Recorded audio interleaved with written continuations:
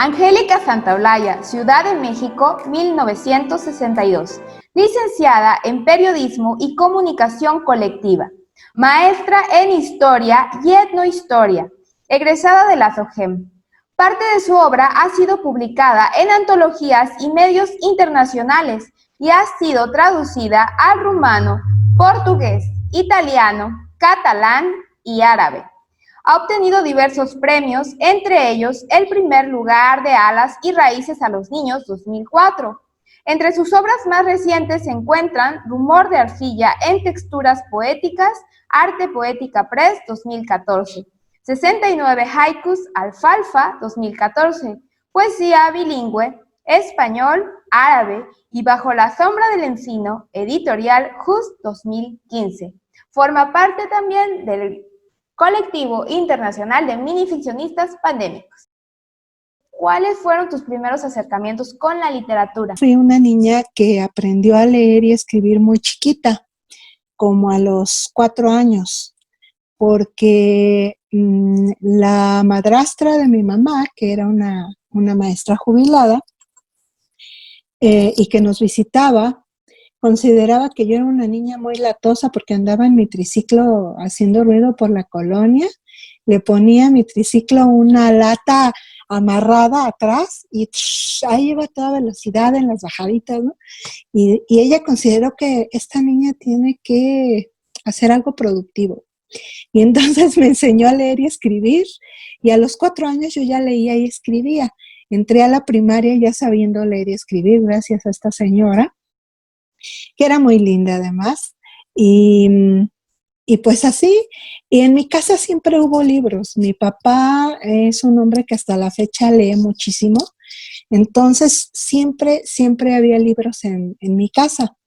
Yo recuerdo que cuando íbamos al supermercado a comprar mandado, mis berrinches en la caja registradora no era por dulces, sino por libros, porque yo quería que me comprara libros y obviamente los libros eran más caros que los dulces, ¿no? Entonces mi papá decía, no, mira, mejor este dulce, mejor esta paleta. No, yo quiero este libro, este libro. Y eso yo te digo, leí desde muy pequeña, escribí desde muy pequeña, y pues ese fue mi inicio en la literatura en mi casa, que hasta la fecha pues los libros nunca faltan. ¿Piensas que la literatura salva? ¿De qué nos salva? Ay, de todo, hermosa, de todo. A mí la literatura me ha salvado muchísimas veces, realmente, literalmente.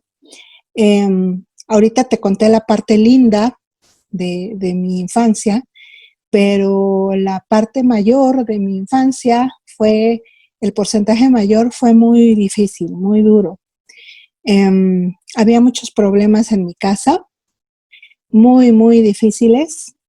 Entonces yo me escapaba de esos conflictos y de esos pleitos y de esas situaciones horribles y confusas para un niño. Me escapaba de ellas leyendo.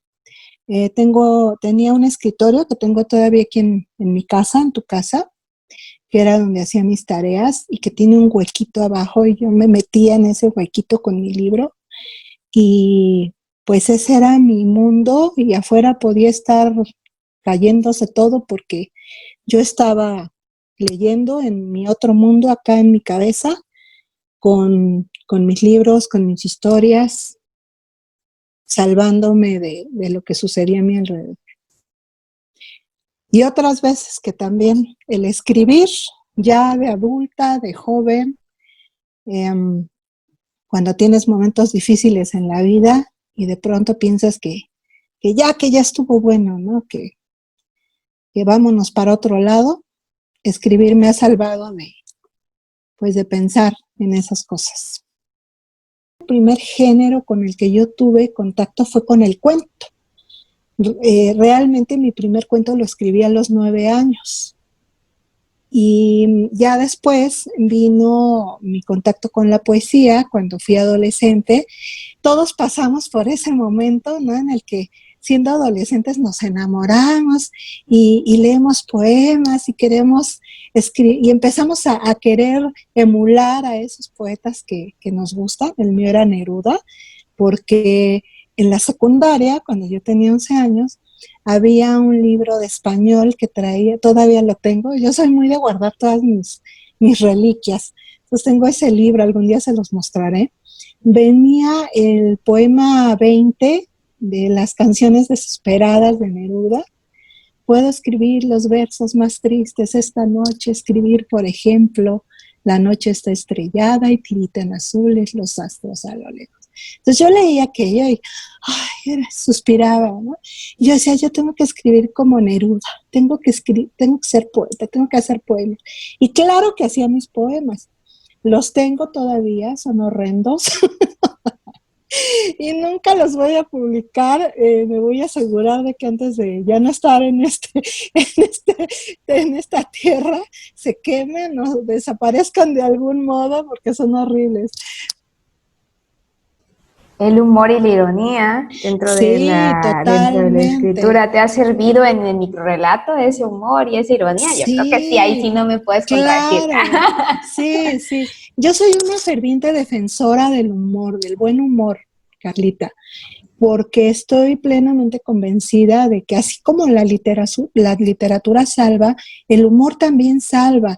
Yo estoy convencida de que a los mexicanos nos ha salvado de tantas desgracias nuestro buen humor, nuestra buena actitud, siempre ante la humorística, y es algo que nos caracteriza mucho a nosotros los mexicanos, y creo que bien llevada es útil, ¿no?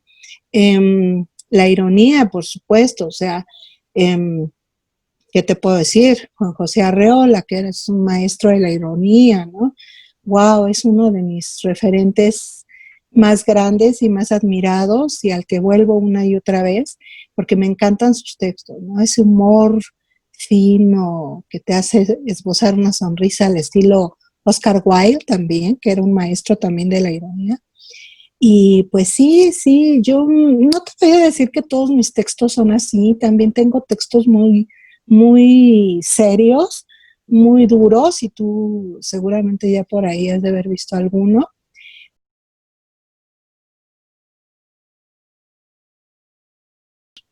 Si tienes Facebookéologo existe, o que ya lo vi por ahí, que me lo enseñaste, y si ya lo leíste, habrás podido dar cuenta de que en ese libro hay minis que te pueden hacer reír, sonreír, pero también quedarte frío y decir, ah, caray, a ver qué pasó aquí. Ese libro es una mezcla de humor con ironía, con pretensión de reflexión para el lector acerca de lo que estamos haciendo y cómo estamos usando las redes sociales en la actualidad. Hay uno que me gusta mucho del cumpleaños, que está muy contento el cumpleañero recibiendo, ¿no? Pero a la hora pues estaba totalmente solo. Solo, ajá. Pero tuvimos dos lecturas con Juan Carlos, porque él decía, no, pues qué bueno, porque no se quedó solo, porque estaban todos los demás. Y la mía era como que, Ajá, yo pienso claro. Claro, que es lo bueno, es esa ambigüedad dentro de las, porque es válido, ¿no? Cada uno, pero pues, por supuesto. Todas las lecturas son válidas, o sea, las lecturas que todos nuestros lectores hacen son válidas, o sea, claro que nosotros escribimos con una intención, quizá con una idea en mente, pero la lectura que cada quien hace es súper válida, porque todos leemos desde nuestra propia perspectiva, desde el momento que estamos viviendo, desde la circunstancia, bueno, a veces hasta del estado de ánimo que estamos teniendo en ese momento, influye para la lectura que hacemos. Bueno, leemos el de cumpleaños. Ándale, sí, bueno. Porque como ya lo dijimos, tardó 6 horas en leer, comentar y agradecer las 543 felicitaciones, videos, GIF y tarjetas virtuales de cumpleaños. Apenas 30 minutos antes de que cerraran la panadería, compró una rebanada de su pastel favorito y lo comió en la cocina, solo. Las felicitaciones seguían llegando. Y por supuesto que ambas lecturas son válidas.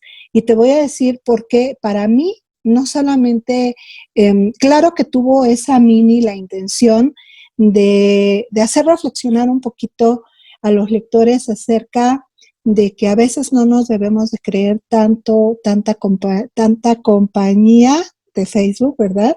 Porque en realidad la vida real está acá y es otra.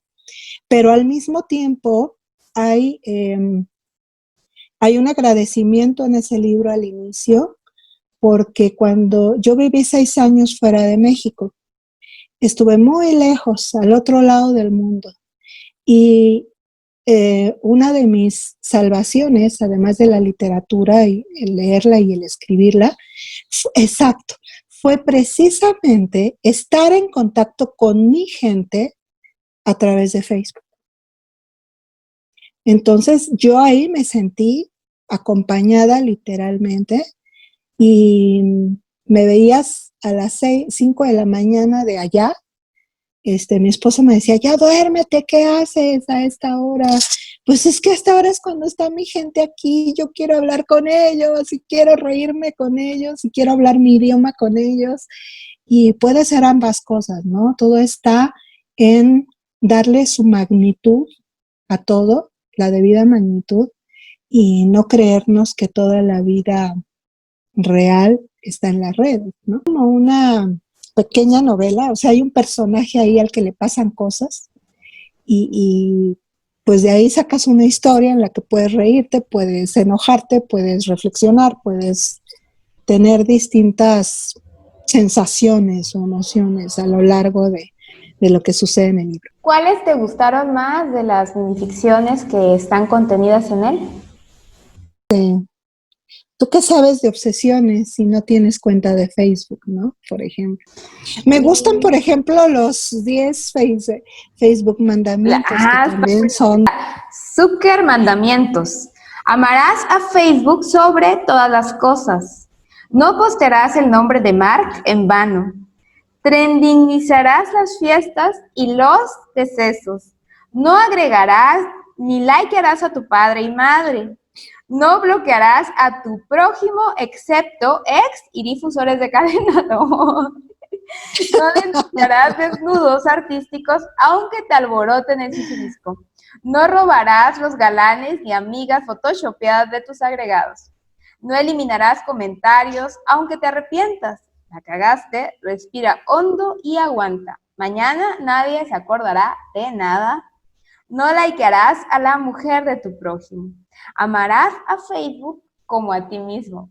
Fíjate que curiosamente esa mini gusta mucho cuando he tenido las presentaciones del libro, esa mini les gusta mucho y curiosamente ahora que estuve con el maestro Lauro Zavala, él me mostraba, o sea, porque también le llamó la atención esa mini y me mostraba, me sacó unas que le mandaron a él o que obtuvo de no sé dónde. Una es el credo, también el credo de la religión católica, y otra es el Ave María, sí, el Ave María, una oración a la Virgen María, pero igual, así como hice yo los 10 mandamientos, convertidos a rezos acerca de las redes sociales, y nos estábamos divirtiendo ahí los dos de lo lindo con la lectura de estas cosas. Fue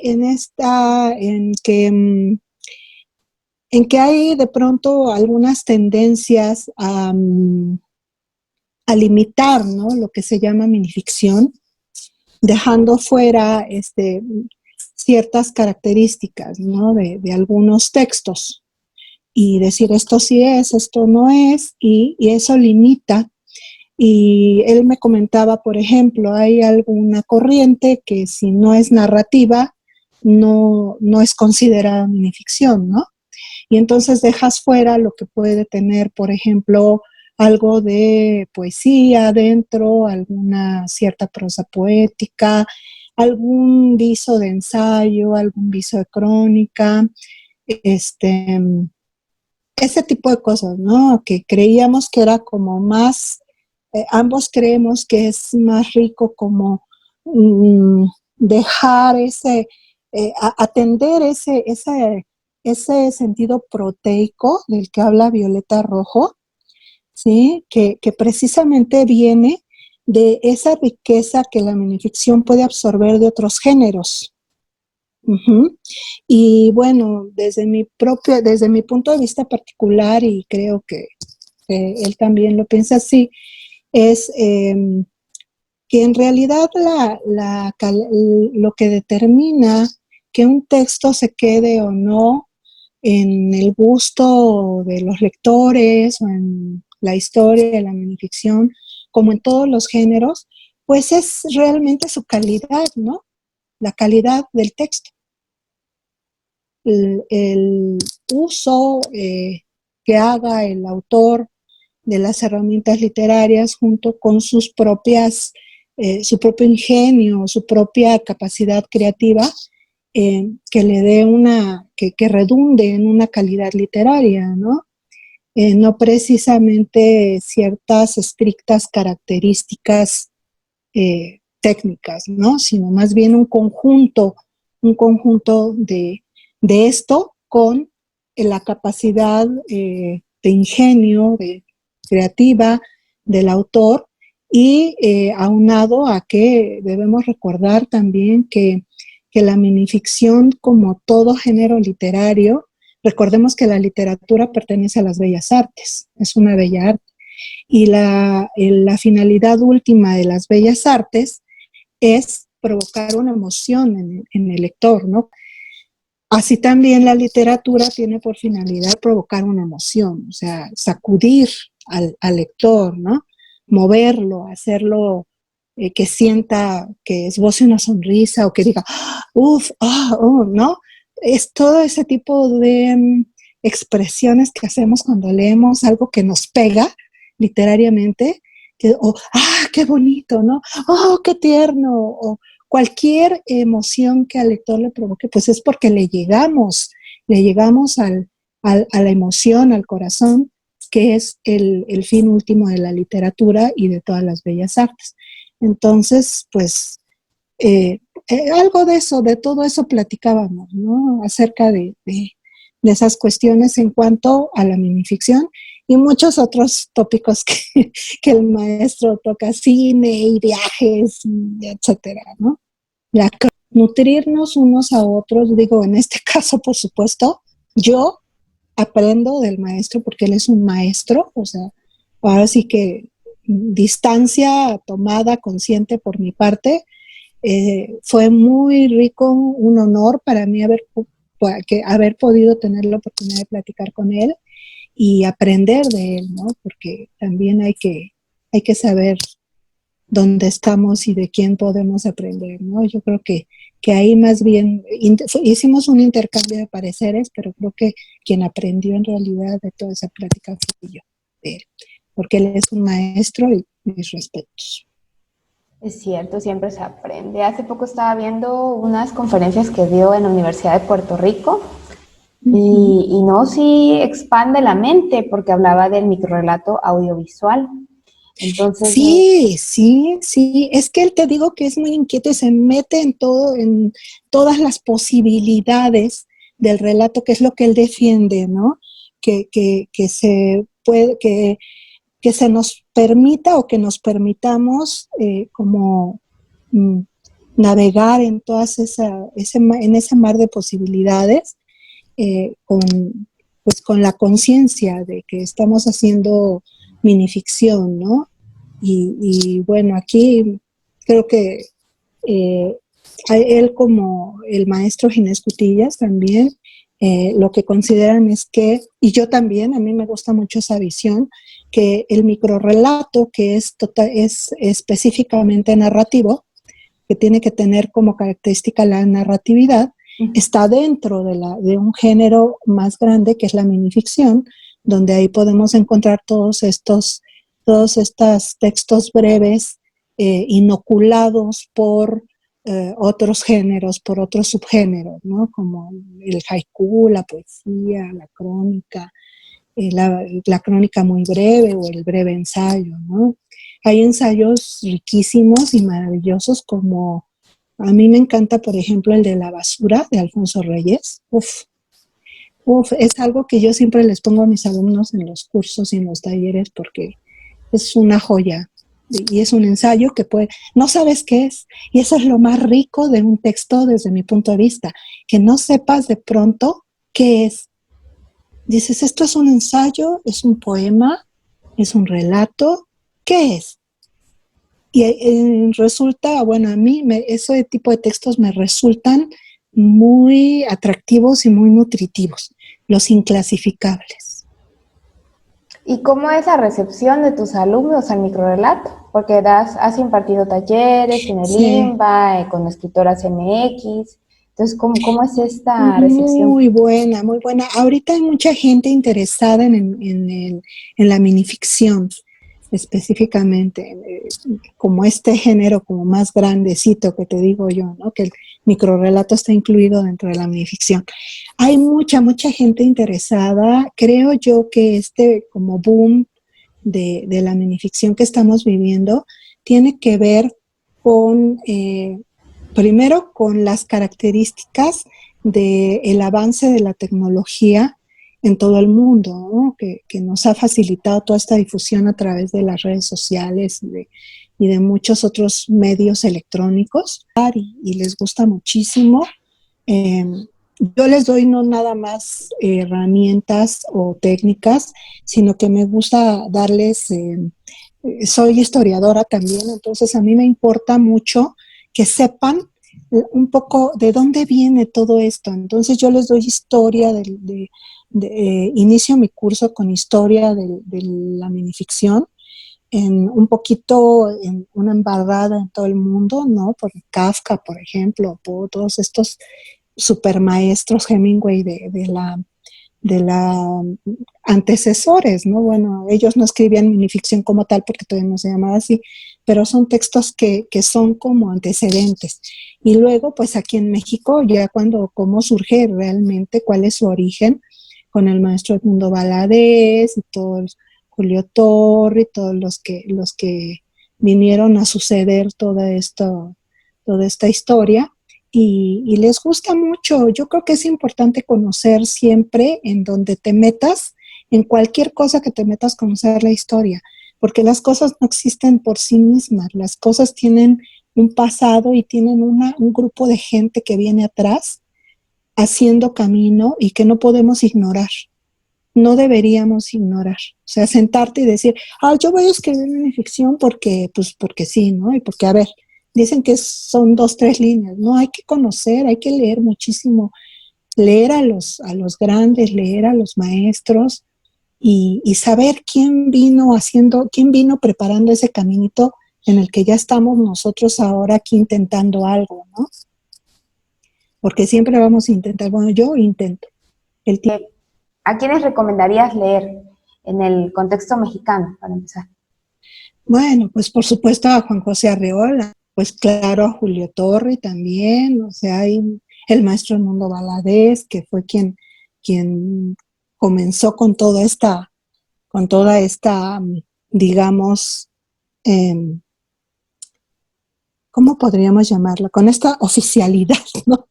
Del Con el cuento breve, porque en término, el ¿no? tiempo, Fue el primero que utilizó el el término primero, en y todavía no se llamaba minificción, era 1969. cuento breve. Uh-huh. Y pues ahorita yo creo que hay mucha gente mexicana muy valiosa haciendo cosas que tenemos que revisar, pero ir primero a los primeros, ¿no? Porque no podemos, repito, como sentarnos a querer escribir de la nada sin haber leído, sin haber conocido y saber quién nos está antecediendo. Facebook y luego existo, nació porque Anaís Blues me propuso hacer un minitauro con ella, con la tinta del silencio. Y me dijo, tienes que escribir 30 minis, de las cuales vamos a escoger 18 para hacer el minitauro. Ok, me comentó que tenía que ser una temática específica.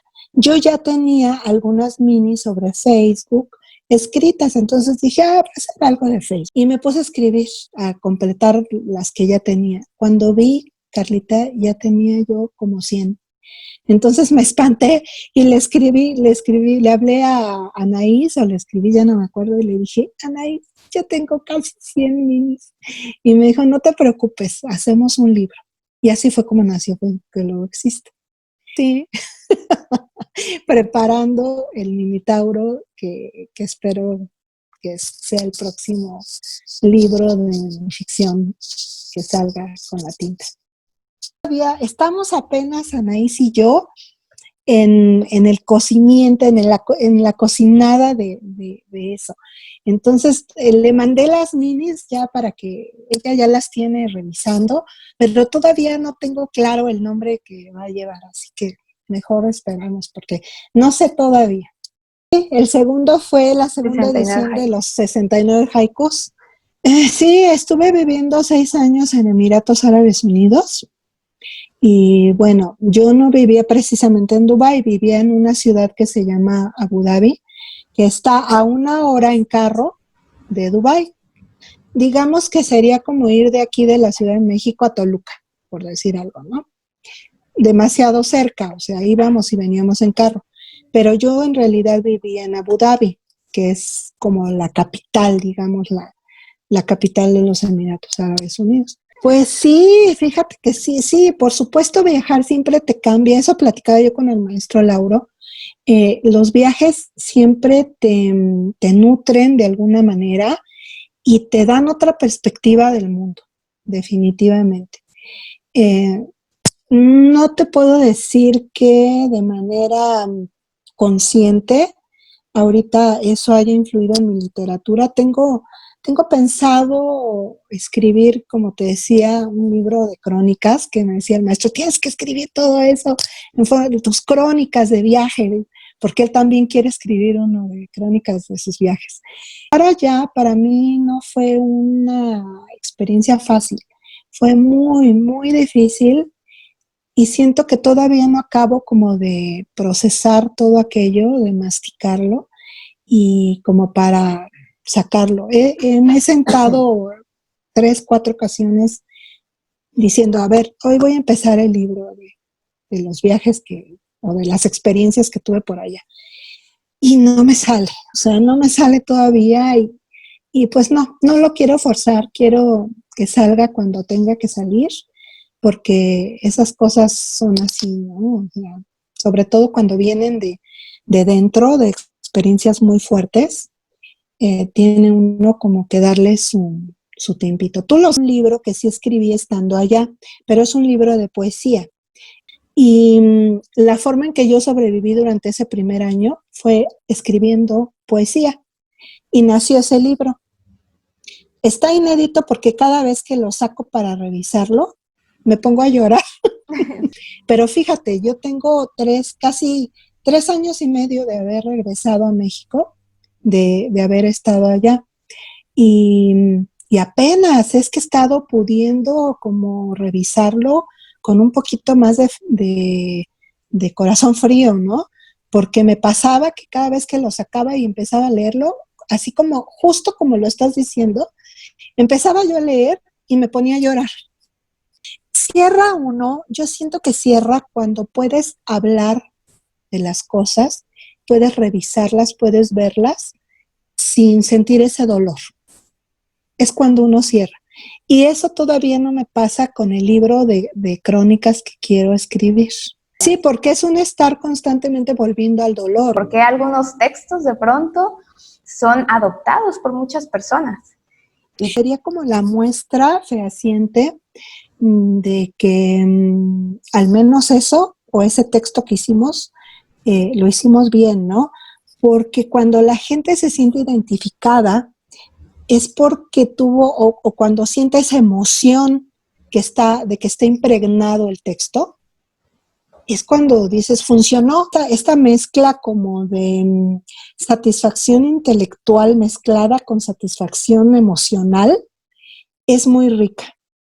Porque claro que tenemos que conocer todas nuestras herramientas lingüísticas, las herramientas retóricas que nos permiten escribir y producir un texto literario, ¿no? Para que un texto sea literario tiene que tener las características que lo hagan literario.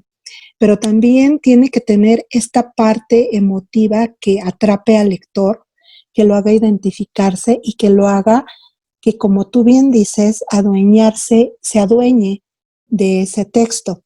Hace un poema que no está publicado en ningún libro más que en una revista en Perú. Lo he leído en muchas partes y la gente se ha adueñado de él. Les llega tanto hombres como mujeres.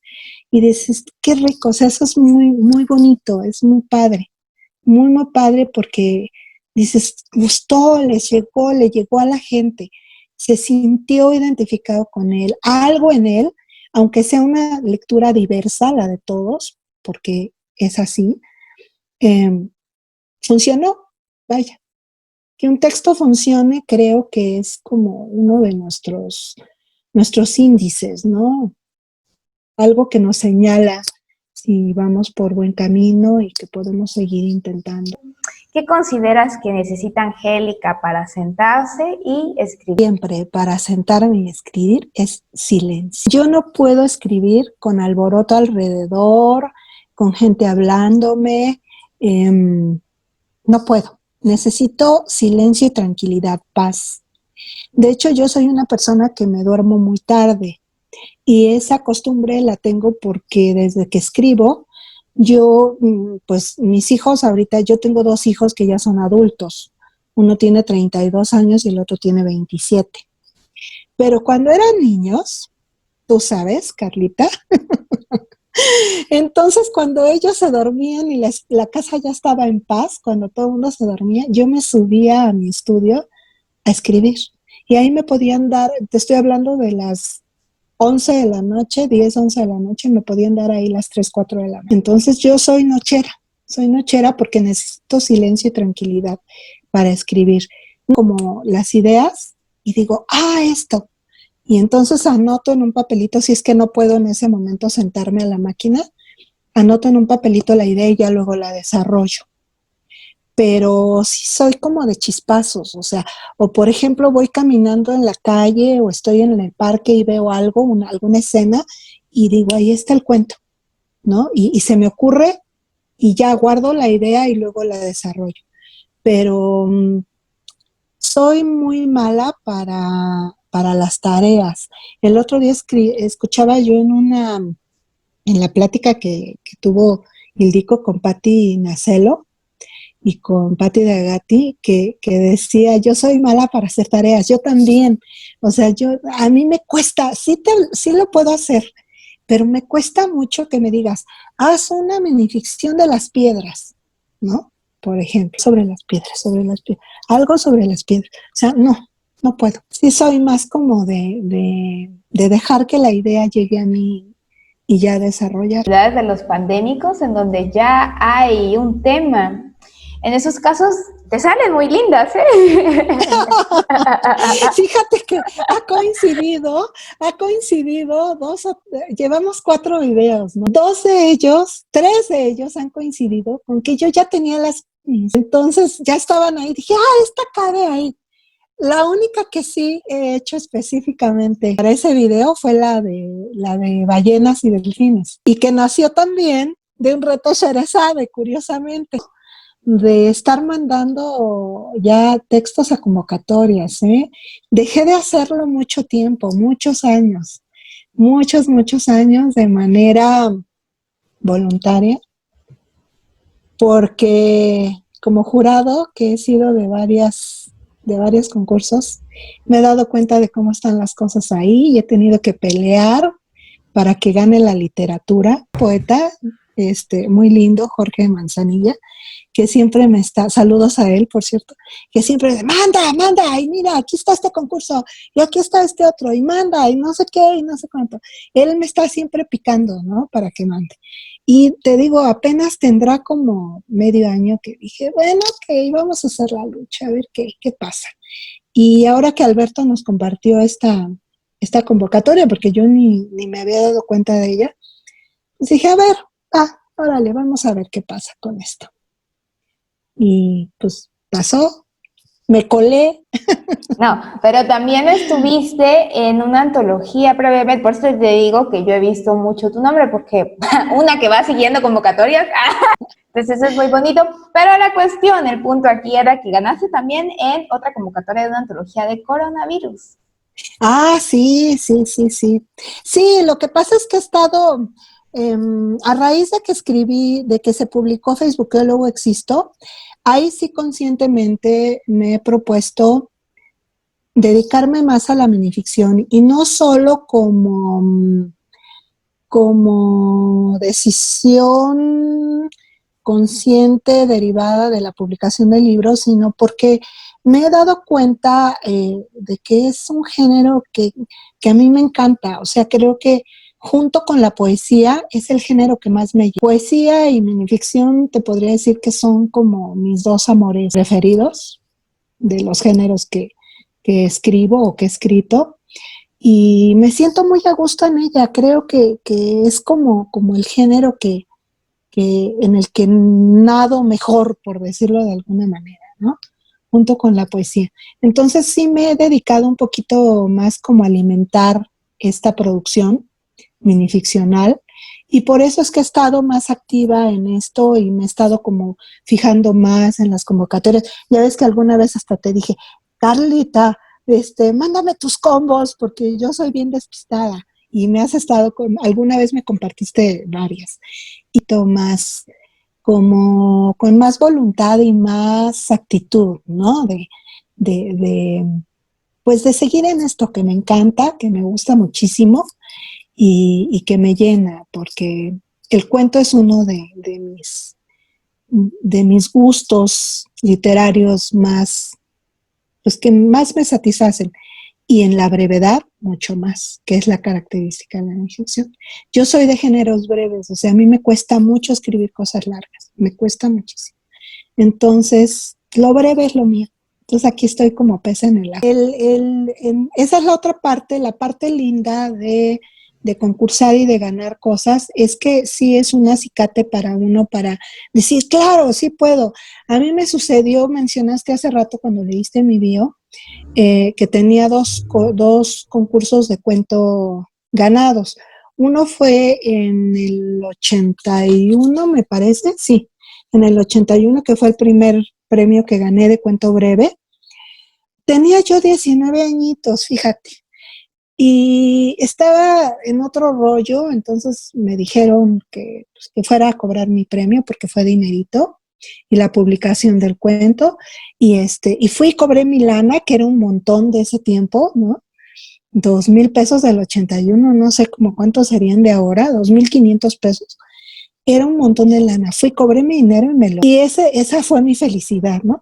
No tuve en ese momento la conciencia de que yo podía seguir en ese camino. En el 2004 entré a la Escuela de Escritores de SOGEM. Y en ese año justamente entré al concurso de Alas y Raíces a los Niños. Y gané el primer lugar. Y ahí tengo bien definido que ese fue el momento en que yo dije, creo que sí puedo intentar ser escritora. Era una doña nadie en el mundo literario y los jurados fueron alguien a quien yo admiro muchísimo, que es Francisco Hinojosa y Berta Iriart, que escribe teatro infantil también, mis respetos. Y yo dije, wow, o sea, fue así como, ¿no? Una satisfacción muy, muy, muy bonita. Y, y pues ese sí fue un premio que pues, me gané a pulso porque te digo, yo no era nadie, nadie me conocía, yo pues, había leído a estos escritores, pero pues, apenas estaba entrando a la escuela de escritores a tomarme en serio esto de la literatura y de la escritura. Y fue en ese momento cuando dije, creo que sí puedo intentar ser escritora. ¿Por Y me qué crees aventé que es tan difícil nombrarse escritora? el sobresalir en esto. No, no es fácil y además, en parte eso. Y otra parte, a esta idea que nos han metido en la cabeza todos, de que los escritores son así como seres de otro mundo, ¿no? Como como wow, como dioses, y los dejas como de ver como de gente, como gente común. Y eso te hace sentirte a ti también como, pues no, ¿cómo? O sea, yo voy a hacer eso, ¿verdad? A tomarme en serio esta de la literatura, en el 2000, 2004. Pero para ese entonces ya gente de mi generación etaria ya tenía un camino hecho en la literatura. Por ejemplo, Ricardo Bernal, que es también un magnífico escritor al que admiro muchísimo. Yo leía me acuerdo que cuando leí su Lucy y el monstruo, yo dije, yo quiero ser como Ricardo Bernal, ¿cómo me gustaría ser escritora como Ricardo Bernal? Y yo lo veía así como, pues como en otro mundo, como en otra dimensión, ¿me entiendes? A él. Después cuando yo gano este premio y empiezo a tomarme en serio la literatura y hacer un caminito, y lo conozco y se hace mi amigo, y en ese momento dices, es cuando entiendes que no sé, que es como una especie como de, ¿cómo te puedo decir? No sé si es como falta de confianza en uno mismo, pero al mismo tiempo como una cierta inocencia, ¿no? De no creerte capaz o de estar en ese palco donde están esas gentes a las que tú admiras, a las que has leído y admiras muchísimo, y de pronto te encuentras que estás a su lado y dices, lo hice, ¿no? Creer que podemos ser escritores, llamados escritores, tiene que ver también con esa idea que nos han metido de que los escritores son como una raza aparte, ¿no? Porque a mí me gusta que mis lectores vean que yo soy una gente común como todo. Cosas de la cotidianidad, ¿me entiendes? Yo quiero dar esa imagen de gente como cualquiera a la gente que me sigue.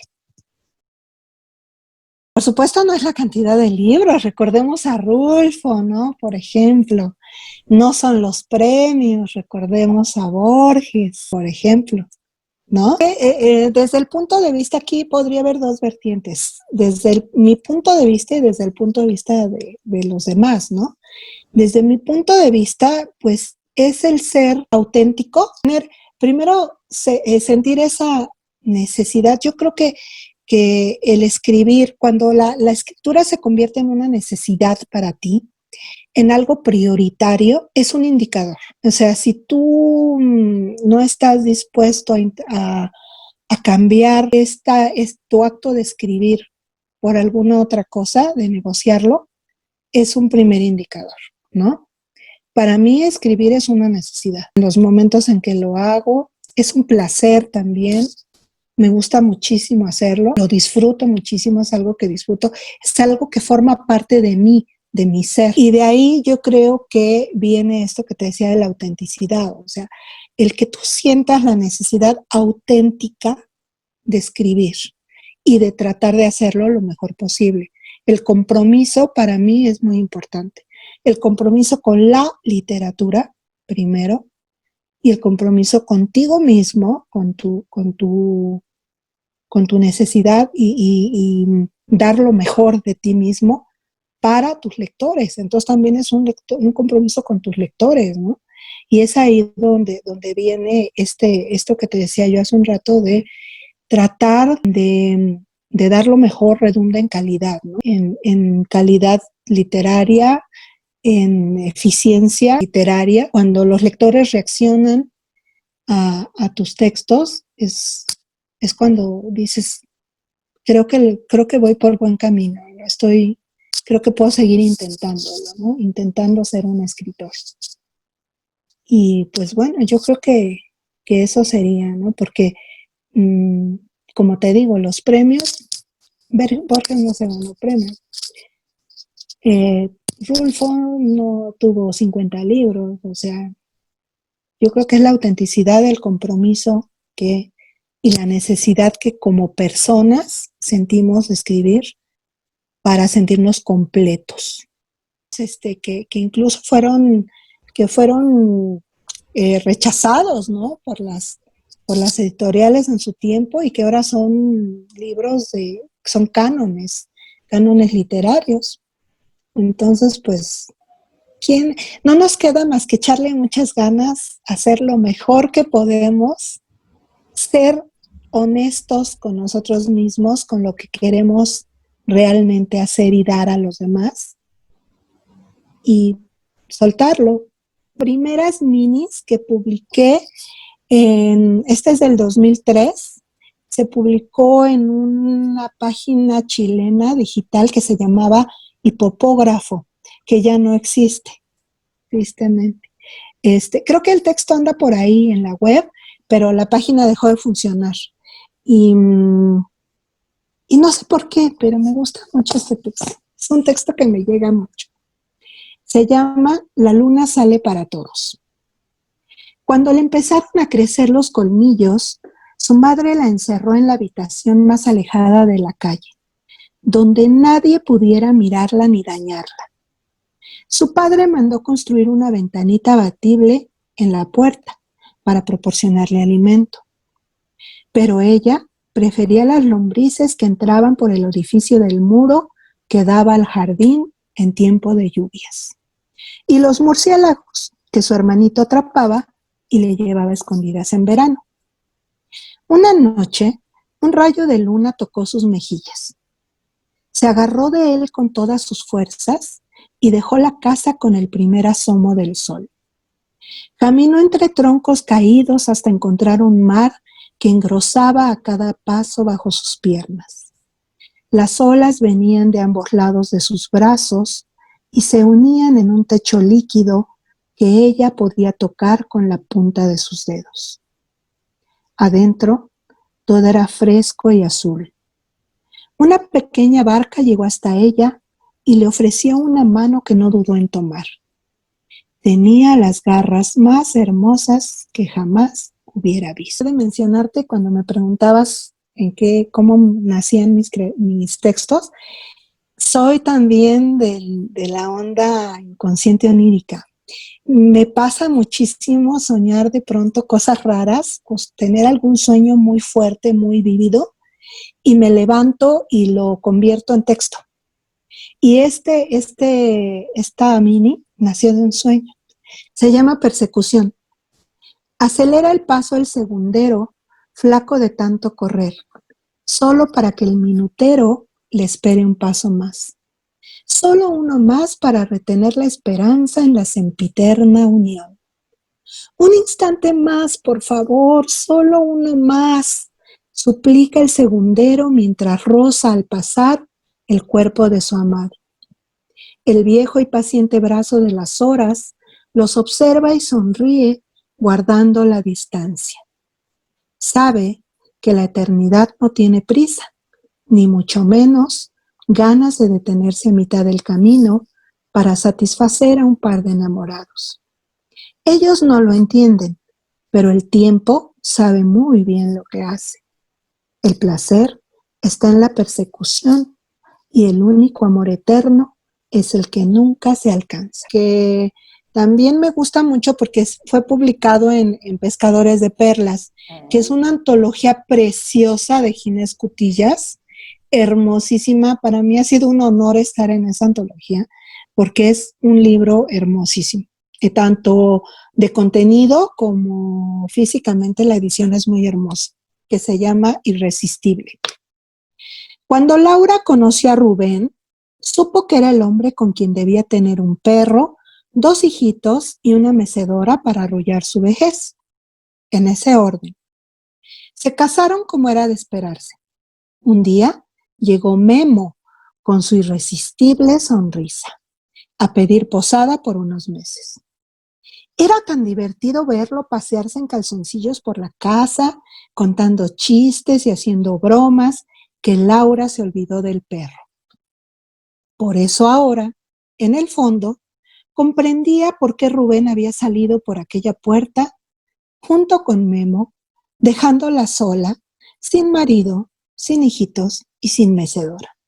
Desolada, tomó su bolso y se dirigió a la veterinaria. Me sucede idénticamente que a ti, Carlita.